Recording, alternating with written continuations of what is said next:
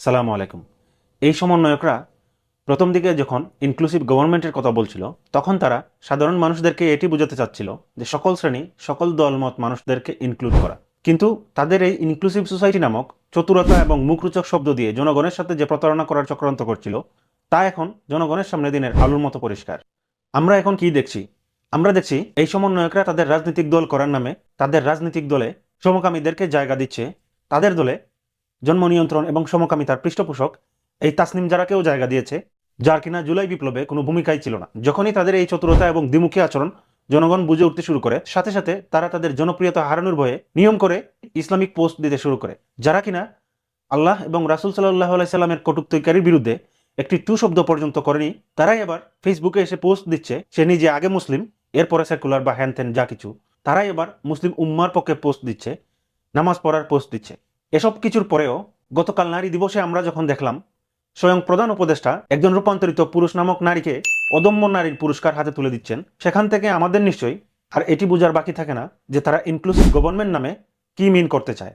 যেহেতু এটি ধর্মপ্রাণ মুসলিম প্রধান দেশ, যেখানে মানুষ কখনোই ইসলাম বিরোধী কোনো কিছু কিংবা ইসলামের অপমান মেনে নেয় না, সেজন্যই তারা ইনক্লুসিভ গভর্নমেন্ট নামক এই মুখরোচক শব্দ দিয়ে এবং তাদের রাজনৈতিক দলে সমকামী, ট্রান্সজেন্ডার, জন্ম নিয়ন্ত্রণের এজেন্ট তাদের রাজনৈতিক দলে যোগ করে কিংবা তাদেরকে পুরস্কৃত করার মাধ্যমে তাদের পশ্চিমা প্রভুদেরকে এটাই মেসেজ দিতে চায়, ইনক্লুসিভ গভর্নমেন্ট মানে এই সকল সমকামী এবং পাপিষ্টদেরকে অন্তর্ভুক্ত করতে চায়। এরকম একটি বাস্তবতায় আমাদের কিছু মুসলিম ভাইদের আচরণ এবং কর্মকাণ্ড নিয়ে আমি কিছু কথা বলতে চাই।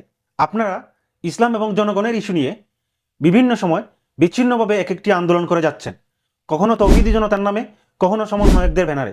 আপনারা এই ইসলাম প্রিয় উম্মাকে সাথে নিয়ে রাসূল সাল্লাল্লাহু আলাইহি সাল্লামের কটূক্তিকারীর বিরুদ্ধে এই সরকারের কাছে বিচার দাবি করছেন, এই দর্শনের শাস্তি নিয়ে এই সরকারের কাছে বিচার দাবি করছেন। আপনারা কি দেখতে পাচ্ছেন না এই ভারতীয় দালাল জালিম শেখ হাসিনা জনগণের ঘাট থেকে নামার পরে এই হাসিনার চেয়েও আরো স্মার্ট, আরো ধুরন্ধর এই আমেরিকান দালালরা মুসলিম উম্মার ঘাড়ে চেপে বসেছে, যারা এই সিস্টেম পরিবর্তনের আন্দোলনের নামে জনগণের সাপোর্ট নিয়ে ক্ষমতায় বসে সেই একই গণতন্ত্র, সেই একই পশ্চিমা সেকুলারিজম এবং সমকামিতা প্রতিষ্ঠিত করার পায়তারা করছে। তাদের কাছে আপনারা ফাতিমা রাসূলের দৃষ্টান্তমূলক শাস্তি চাচ্ছেন, তাদের কাছে আপনারা দর্শকদের শাস্তি চাচ্ছেন। যেখানে মূল সমস্যা এই সিস্টেমে, সেখানে আপনারা এই ভিন্ন ভিন্ন ইস্যুতে মুসলমানদেরকে নিয়ে আন্দোলন করে তাদেরকে সঠিক মেসেজ থেকে ডাইভার্ট করছেন, তাদের এনার্জিকে নষ্ট করছেন। তারা বুঝতে পারছে না মূল সমস্যা আসলে কোন জায়গায়।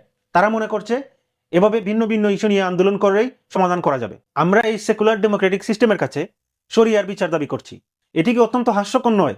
আমরা এই পশ্চিমা সেকুলার গণতান্ত্রিক সিস্টেমে, এই সমকামিতা প্রমোটকারী সিস্টেমে কিভাবে রাসূল সাল্লাল্লাহু আলাইহি সাল্লাম এবং আল্লাহকে নিয়ে কটূক্তিকারীর দৃষ্টান্তমূলক শাস্তি পেতে পারি? কিভাবে এই লিবারাল সিস্টেমে আমাদের মা বোনদের ইজ্জত হেফাজত করার জন্য আমরা কঠিন আইন পেতে পারি? কিভাবে এই লিবারাল সিস্টেম এই দর্শকদেরকে ইসলামিক শাস্তি দিতে পারে? একটি সেকুলার ডেমোক্রেটিক সিস্টেমে শরিয়ার বিচার দাবি করা মানে একজন অমুসলিমকে নামাজ পড়ার জন্য প্রেশার দেয়া, যেটি কখনোই সম্ভব নয় কিংবা বাস্তবসম্মত নয়। এমনকি আমাদের চাপে পড়ে সে যদি নামাজও পড়ে, কিংবা আমাদের চাপে পড়ে এই সেকুলার ডেমোক্রেটিক সিস্টেম কয়েকটা আইন যদি শরিয়া সম্মত করেও, তাহলেই কি সেটা শরিয়া সম্মত হয়ে গেল? কিংবা সেই অমুসলিম চাপে পড়ে নামাজ পড়ার কারণে সে কি মুসলিম হয়ে গেল? ধরুন এই সেকুলার ডেমোক্রেটিক সিস্টেম ধর্ষণের শাস্তি হিসেবে প্রকাশ্যে মৃত্যুদণ্ড করার আইন জারি করলো, কিংবা চুরি করার অপরাধে হাত কাটার আইন জারি করলো, তাহলেই কি চুরি কিংবা ধর্ষণ বন্ধ হয়ে যাবে? না, কখনোই হবে না। কারণ একই সাথে সেই সেকুলার ডেমোক্রেটিক সিস্টেম সমাজে অশ্লীলতাকেও প্রমোট করতে থাকবে, সমাজে বেপর্দা, ফ্রিমিক্সিং, অশ্লীল সিনেমা এবং ভুকবাদী ধারণাকেও প্রমোট করতে থাকবে। কিংবা এই চুরির ক্ষেত্রে এই সিস্টেম যখন মানুষকে কোনো নৈতিক মূল্যবোধ শিক্ষা দিবে না, এই সিস্টেম যখন মানুষের মৌলিক অধিকার নিশ্চিত করবে না, তখন এই আইন দিয়ে কখনোই চুরি কিংবা ধর্ষণ ঠেকানো যাবে না। তখন স্বাভাবিকভাবেই কেউ পরিস্থিতির চাপে পড়ে হলেও চুরি করবে, কিংবা সে তার পারিপার্শ্বিক সামাজিক অবস্থা, চতুর্দিকে অশ্লীলতা এবং ফ্রি মিক্সিং দেখে হলেও সে দর্শনের দিকে অ্যাট্রাক্টেড হবে। এতে বরং সমাজে বিশৃঙ্খলা আরো জটিল আকার ধারণ করবে। তাই এজন্য প্রয়োজন এই কমপ্লিট সিস্টেমের প্রতিস্থাপন, এবং এই সেকুলার ডেমোক্রেটিক সিস্টেমকে প্রতিস্থাপন করে ইসলামিক সিস্টেম, খিলাফা প্রতিষ্ঠা করা। কিন্তু এই ভাইয়েরাই যখন কেউ খিলাফা প্রতিষ্ঠার কথা বলে, যখন কেউ এই সকল সমস্যার সমাধান হিসেবে উম্মার সামনে খিলাফাকে তুলে ধরে, তখন তারা তেরে আসে, তখন তারা তাদেরকে খারিজি, তাগুত বলে ট্যাগ দিতে থাকে। তাই এই রমাদান মাসে সকল মুসলমানদের কাছে অনুরোধ থাকলো, আপনারা সঠিক সমাধান কি সেটা নিয়ে চিন্তা করুন। আপনারা ভিন্ন ভিন্ন ইস্যুতে বিচ্ছিন্নভাবে আন্দোলন করবেন না, বিচ্ছিন্নভাবে সমাধান চাইতে যাবেন না। এই সকল সিস্টেমকে উপড়ে ফেলে রাসূল সাল্লাল্লাহু আলাইহি সাল্লামের আদলে আমরা আমাদের রাষ্ট্র গঠন করতে হবে। তা না হলে কতটুক ইসলাম থেকে, কতটুক পশ্চিম থেকে নিয়ে এসে আমরা কখনোই একটি শান্তিপূর্ণ, ন্যায়পরায়ণ এবং ইসলামিক সমাজ গড়তে পারবো না। তাই সবাই যেভাবে সাহস করে জালিম হাসিনাকে জালিম বলেছিলেন, ঠিক সেইভাবে সাহস করে মুসলিম উম্মার কাছে বলতে হবে খিলাফতই একমাত্র সমাধান। মনে রাখবেন, আমরা হয়তো কেউ জামাত শিবির, কেউ চরমোনাই বা এরকম গ্রুপে বিভিন্নভাবে বিভক্ত হতে পারি, কিন্তু আমাদের শত্রুরা আমাদের বিরোধিতায় সবসময় ঐক্যবদ্ধ।